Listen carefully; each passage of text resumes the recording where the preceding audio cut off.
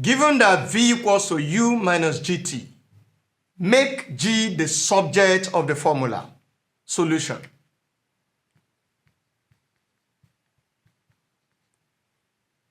We have V equals to U minus GT. For us to make G the subject, this is what we want to make the subject, G. So in this case, we ensure that the term with G will be the only term either at the right or at the left hand side. So what are we going to do now? We can decide to bring minus GT to the left hand side, and we now remove this V to the right from the right hand side to the left. So now in this case, bringing GT minus GT to the left hand side, what are we going to have?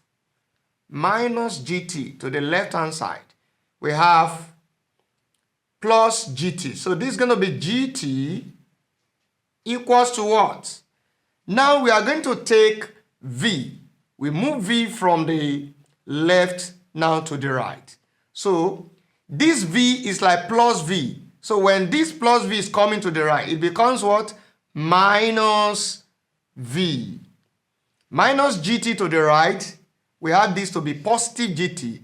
Then V coming to this side also, we have minus V. So this becomes negative also. Now, we are looking for G. Make G the subject, meaning that G will stand alone here. We are still having GT equals to U minus V. We are not asked to find GT. We are asked to find G. That we should express G in terms of other letters in this expression. So in that case, we need to remove T. How do we remove T from here? We divide both sides by T.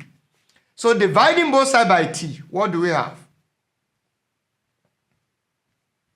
U minus V divided by T. Now T here 1, T here 1. So it means that G equals to what? U minus V divided by T.